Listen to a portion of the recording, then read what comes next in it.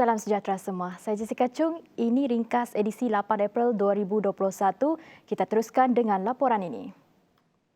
5 pangkalan bagi menempatkan Sarawak Coast Guard (SCG) atau Pasukan Pengawal Pantai Sarawak bakal dibina di bawah rancangan Malaysia ke-12. Ketua Menteri Datuk Patinggi Abang Johari Tun Nopeng berkata ini bertujuan bagi menjaga taman laut yang telah diwartakan sekaligus menjaga kesejahteraan nelayan dan sumber-sumber maritim di negeri ini. Kawasan operasi adalah di Taman Laut Marine Parks yang telah diwartakan. Our gazetted Marine Park. Penguatkuasaan mengikut peruntukan di bawah Undang-Undang Wildlife Protection Ordinance 1998 dan juga National Parks and Nature Reserve Ordinance 1998. Our marine park covers more than 1.2 million hektar. Dan juga kita akan menubuhkan 5 buah pangkalan untuk Sarawak Coast Guard akan dibina, iaitu di Kuching, Tanjung Manis, Bintulu, Miri dan Lawas di bawah rancangan Malaysia ke-12. Antara kawasan yang telah diwartakan termasuklah Taman Negara Simalajau, Taman Negara Tanjung Datu, Taman Negara Talang Satang, Taman Negara Santubong dan 4 lagi taman negara yang lain. Beliau berkata demikian pada satu sidang media selepas melancarkan penubuhan pasukan Sarawak Coast Guard pada Rabu. Selain berperanan sebagai pelengkap kepada agensi penguatkuasaan lain, SCG juga akan menguatkuasakan undang-undang wilayah di negeri ini. Sarawak Coast Guard akan menguatkuasakan undang-undang di bawah wilayah kita Sarawak. Antaranya ialah Ordinance Negeri khususnya State Fisheries Ordinance 2003, Forest Ordinance 2015, Wildlife Protection Ordinance 1998, National Parks and Nature Reserve Ordinance 1998 dan yang penting juga Oil Mining Ordinance OMO 1958.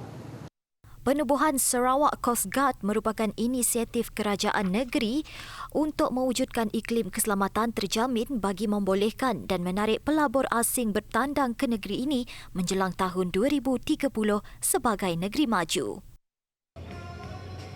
Bukan sahaja menjaga kesejahteraan dan keselamatan nelayan, sumber-sumber maritim dan kepentingan-kepentingan lain. Bahkan dengan adanya Sarawak Coast Guard ini, ia sekaligus merancakkan lagi pertumbuhan ekonomi Sarawak yang kondusif dan holistik menjelang tahun 2030. Laporan Akmal Saleh bersama juru kamera Awang Azmel, TVS Kuching. Menaik taraf prasarana sekolah akan dimasukkan dalam senarai projek program transformasi luar bandar RTP DUN Pantai Damai bermula tahun ini. Ia termasuk kerja-kerja membaik pulih struktur sekolah yang diperlukan. Wartawan TVS Jerry Dinchan ada laporannya.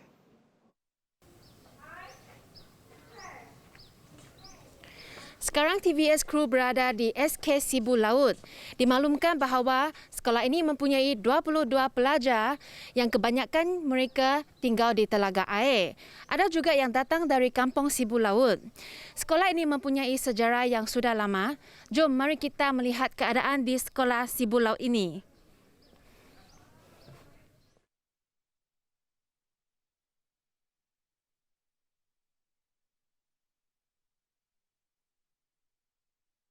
Bagi Sekolah Kebangsaan Sibu Laut, keperluan utama melibatkan bekalan air bersih dan membaik pulih dewan yang uzur. Laut dan ibu bapa SK Sibu Laut, mereka sebenarnya menantikan sekolah buka. Sebab kita dari segi masalah kehadiran tidak pernah bermasalah daripada sebelum pandemik lagi. Sebab ibu bapa mengutamakan pendidikan di di kawasan ini. Tambahan Jelasnya pelajar, guru-guru dan kaki tangan sekolah berkenaan terpaksa menggunakan kemudahan perahu untuk ke sekolah. Isu-isu ini merupakan antara tumpuan kerajaan untuk menaik taraf dan membaik pulih keadaan sekolah.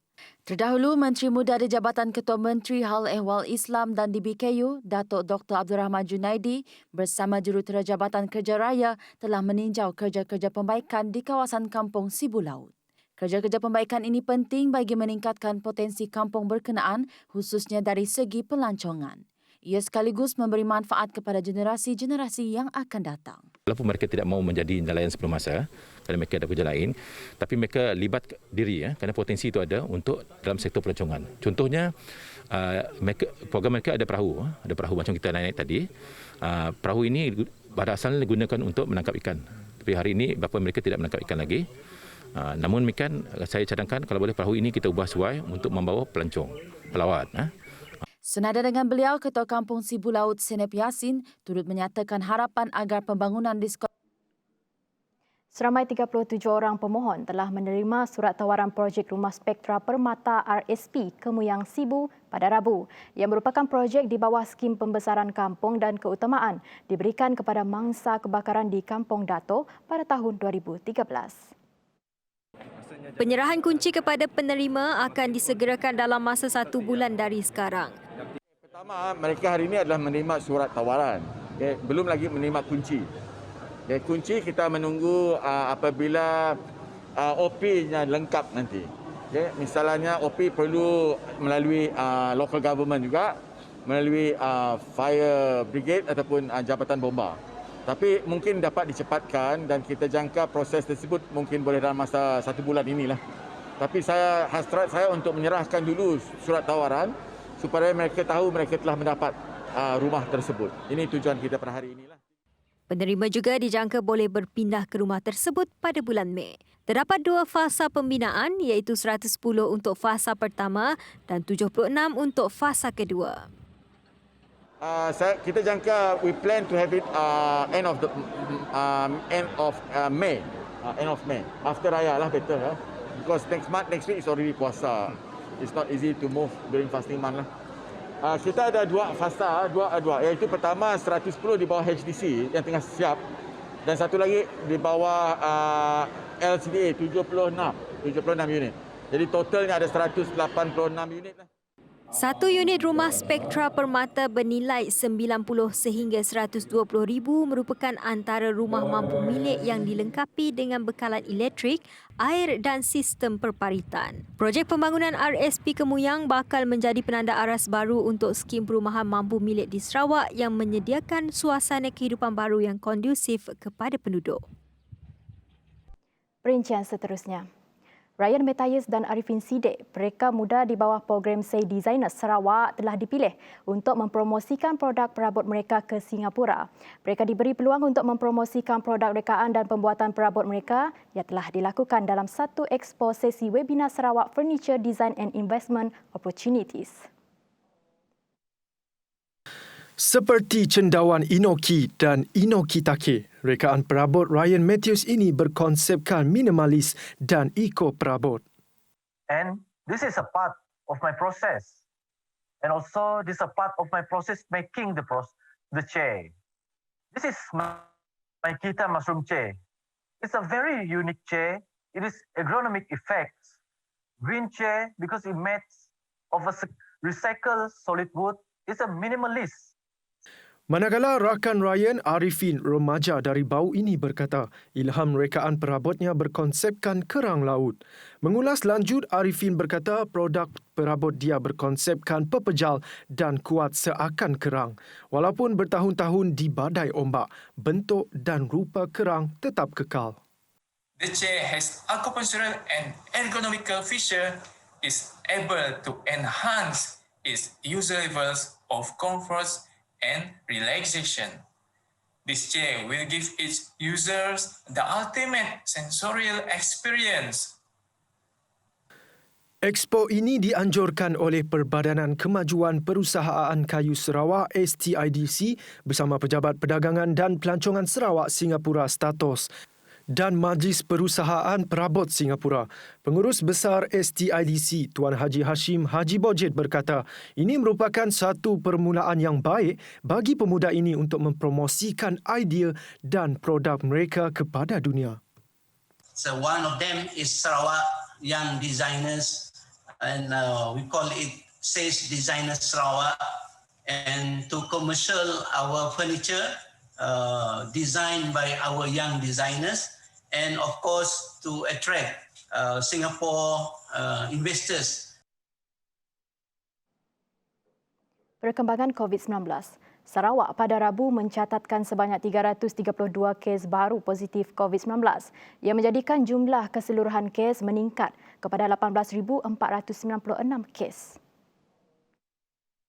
Daripada 332 kes baru yang dilaporkan, seramai 47 orang telah menunjukkan tanda dan mengalami gejala jangkitan COVID-19 semasa saringan. Manakala seramai 279 kes yang dikesan adalah terdiri daripada individu yang diberikan perintah kuarantin. Sementara itu, sebanyak 158 kes baru telah pulih dan dibenarkan discharge. Ia menjadikan jumlah keseluruhan kes positif COVID-19 yang telah pulih atau dibenarkan discharge seramai 15,087 orang atau 81.57% dari jumlah keseluruhan kes COVID-19 di Sarawak. Terdapat 2 kes kematian turut dilaporkan pada Rabu. Sekian sahaja ringkas untuk jam ini. Jumpa nanti di ringkas jam 12. Saya Jessica Chung. Salam sejahtera semua.